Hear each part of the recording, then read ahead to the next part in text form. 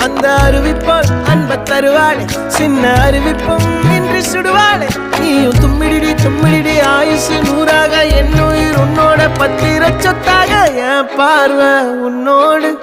உன் பொம்மை கண்ணோடு பேசாமல் விண்ணோடு நாம் மிதந்து போவோம் காதாரா அடியாளோ